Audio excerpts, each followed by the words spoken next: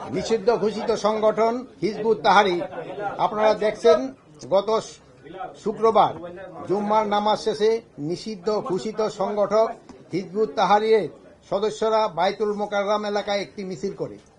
পরে পুলিশের বাধার মুখে সেটি পণ্ড হয়ে যায় এবং তাদের কয়েকজনকে গ্রেপ্তার করা হয়। সরকার এই বিষয়ে জিরো টলারেন্স নীতি গ্রহণ করেছে।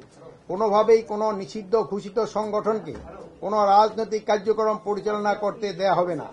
এ ব্যাপারে আইন শৃঙ্খলা রক্ষা বাহিনী তৎপর রয়েছে। নারী শিশু নির্যাতন ও ধর্ষণ, বাংলাদেশে ধর্ষকদের কোনো স্থান হবে না। মাগুরায় ঘটনা যারা অভিযুক্ত তাদের সবাইকে ইতিমধ্যে গ্রেপ্তার করা হয়েছে।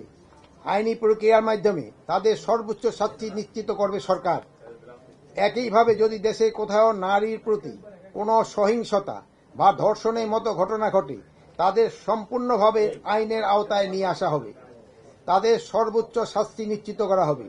বাংলাদেশে ধর্ষণের বিরুদ্ধে সরকারের অবস্থান জিরো টলারেন্স। ধর্ষণ সহ নারী ও শিশু নির্যাতনের বিরুদ্ধে আমাদের অবস্থান অত্যন্ত স্পষ্ট।